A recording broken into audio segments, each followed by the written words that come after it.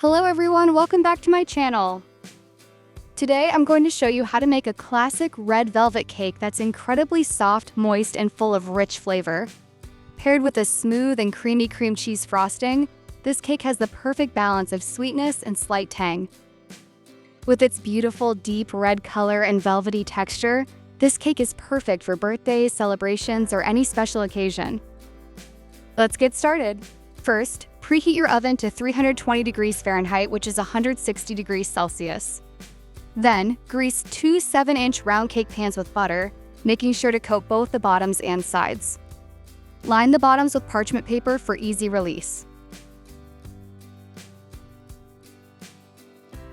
Now we're going to make the cake batter. In a bowl, combine 315 grams or 2.5 cups of all-purpose flour, 2 tablespoons of natural unsweetened cocoa powder, 1 teaspoon of baking soda, 1 teaspoon of baking powder, and half a teaspoon of salt. Quickly whisk everything together just until well combined.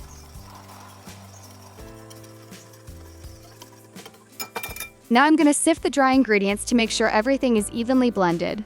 Sifting also helps create a soft, light, and fluffy cake crumb.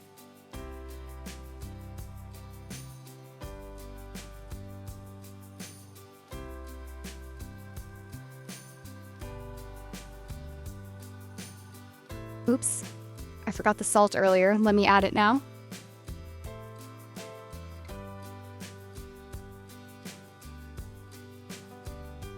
Now I'm going to prepare my homemade buttermilk since it's not always easy to find in some countries. If you have store-bought buttermilk, you can simply use 1 cup or 240 milliliters. Now I'm adding 1 cup or 240 milliliters of milk to my measuring cup. Then I'll add 1 tablespoon of vinegar and set it aside for a few minutes to make buttermilk. Buttermilk is key in red velvet cake. It makes the cake soft and tender, adds a slight tangy flavor, and reacts with the baking soda to give a light, fluffy texture. In a large mixing bowl, add 115 grams, or half a cup of unsalted butter, 300 grams or 1.5 cups of granulated sugar, and 120 milliliters, or half a cup of vegetable oil. Beat everything together until light and well combined. You can use either a hand mixer or a stand mixer for this step. Cream everything together until the mixture becomes light, fluffy, and creamy. If you're using a stand mixer, attach the paddle attachment and mix on medium-high speed. Be sure to scrape down the sides and bottom of the bowl to ensure everything mixes evenly. Alright, this is what your mixture should look like. Light, fluffy, and super creamy. This step usually takes about 5 to 6 minutes to reach this stage. Next, add in a total of 3 eggs, one at a time, mixing well after each addition. Just make sure each egg is fully incorporated before adding the next one.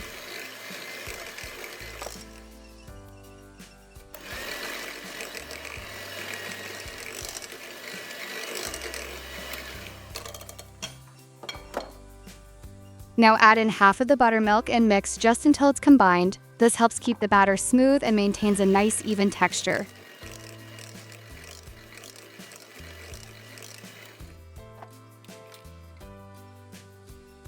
Next, I'm adding 1 tablespoon of vanilla extract and mixing just until it's combined.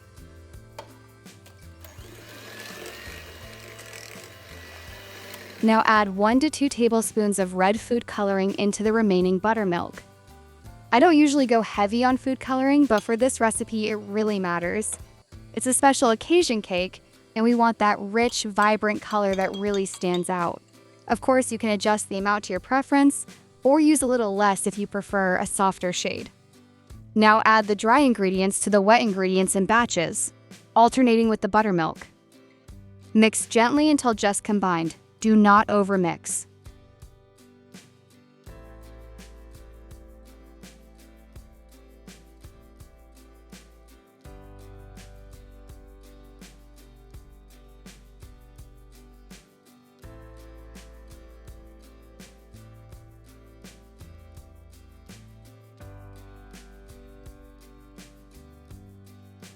Finally, I'm adding 1 tablespoon of vinegar.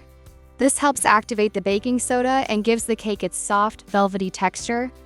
Beat on low speed just until everything is well combined and the flour streaks disappear. The batter consistency is perfect here, not too thick and not too runny, which will give us a soft and fluffy cake.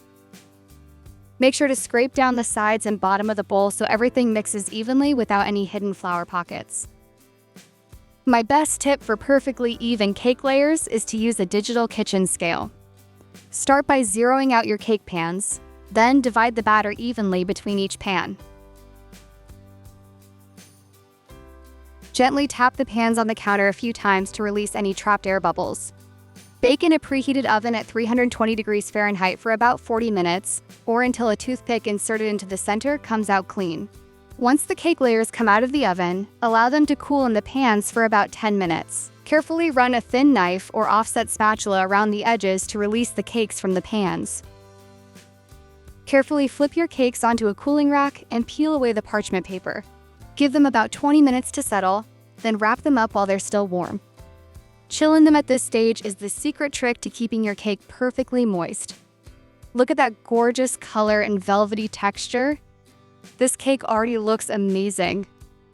Once the cakes have cooled for 20 minutes, use a serrated knife to trim the tops for a professional flat finish. By trimming now and then, wrapping them while warm, the moisture stays trapped inside the cake as it chills, keeping it incredibly soft.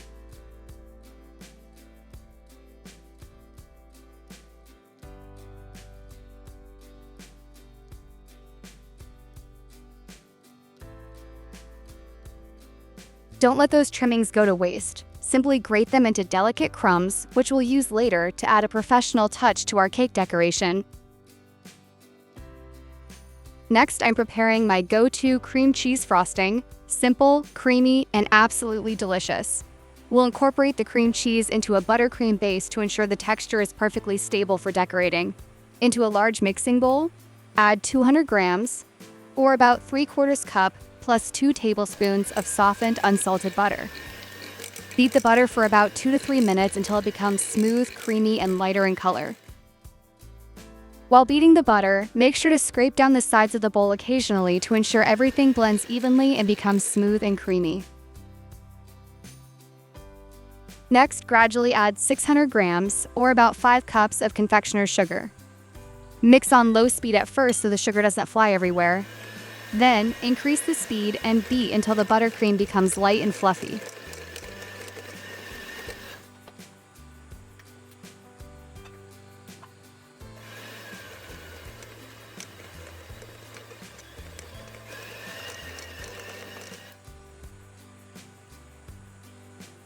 Now add 1 tablespoon of vanilla extract. Add the remaining confectioner's sugar, mixing well after each addition until the buttercream becomes light, smooth, and fluffy.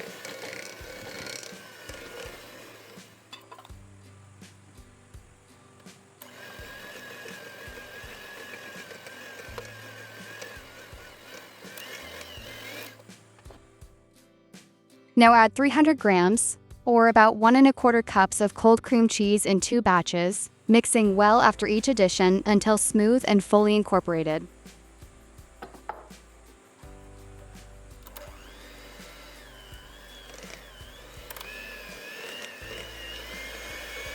Mix on medium speed just until the frosting is smooth and creamy. Avoid over-mixing as that can make the frosting too soft.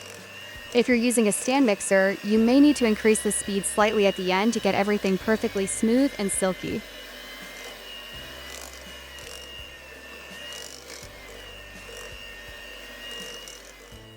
Now add 1 tablespoon of fresh lemon juice to brighten the flavor and balance the sweetness of the frosting.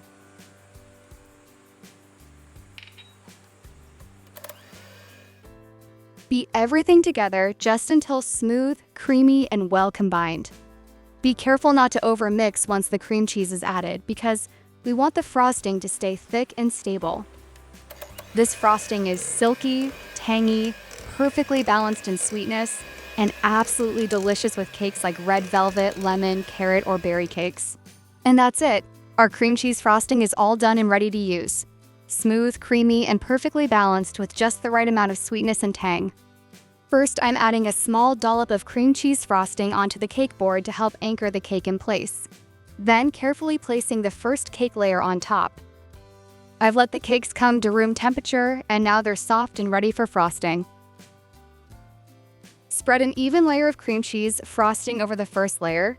Keep it smooth and consistent, not too thick near the edges. Place the next cake layer carefully on top, aligning it properly. Spread a thin layer of frosting all over the cake, top and sides. This traps crumbs and gives a clean base. Chill for 20 to 30 minutes.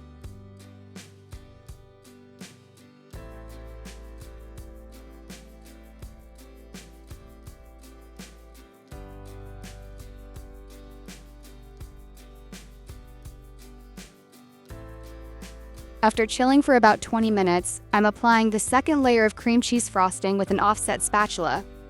I smooth it over the top and sides of the cake, then use a scraper to refine the sides for a clean, sharp finish.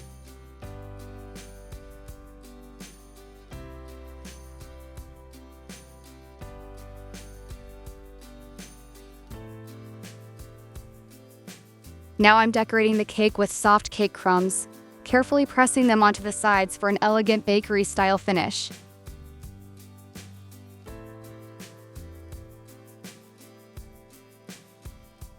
I'm fitting my piping bag with a 1M tip and filling it with the remaining cream cheese frosting.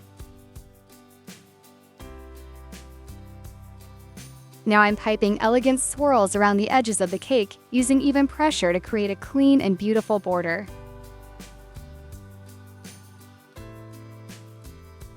Finally, I'm filling the center of the cake with soft cake crumbs, adding texture and the perfect finishing touch.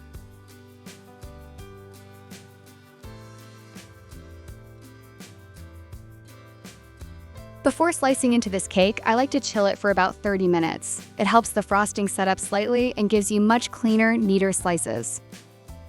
The texture of this cake is unbelievably soft and moist, with a delicate velvety crumb. And paired with that silky cream cheese frosting, which is rich, creamy, and perfectly balanced with a slight tang, every bite is simply amazing.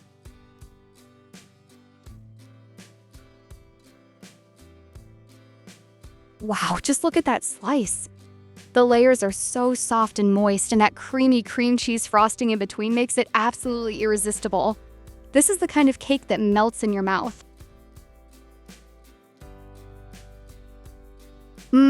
The flavor is absolutely incredible. Soft, rich, velvety cake paired with that smooth and creamy cream cheese frosting. It's perfectly balanced and melts in your mouth.